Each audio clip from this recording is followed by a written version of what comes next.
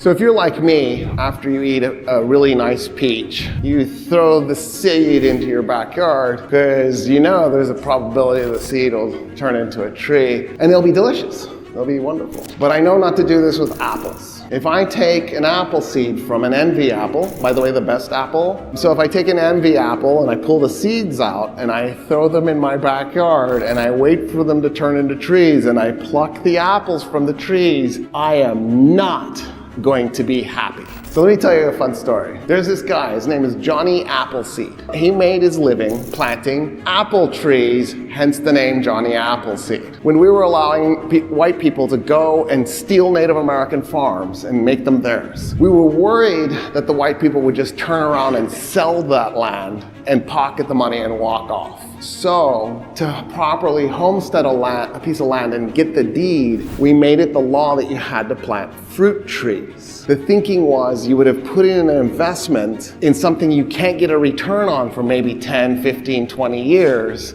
And so as a result, you would be incentivized to stick around to see your return come. Johnny Appleseed moved with the frontier. He was the guy you would hire to plant the apple trees in your land. But it turned out he was a religious fanatic. Now you go, does my arborist's religion really matter? And it turns out with apples, it does matter. Because apples have a really fun adaptation. Every time a seed grows into a tree, it produces an apple completely different from the apple that it came from. The apple that it produces is inedible. You're not gonna eat it and enjoy it. It's too sour, it's not juicy, because that's how apples adapted to deal with parasites. There's a solution to this. So at one point, somebody said red delicious apples are delicious, which is bizarre to me because they're the most hideous, disgusting, vile food item ever. Somebody grafted red delicious buds from a tree that produced red delicious onto a sapling. And now that sapling will grow into an adult tree that produces red delicious. And Johnny Appleseed knew this because when the Kazakhstanis first began cultivating apples, they figured this thing out. So by the time Johnny Appleseed's out west, he knows all he has to do is take this bud. But he doesn't because he feels like he's interfering with Jesus's will. Jesus wanted that tree to produce inedible apples. Who's he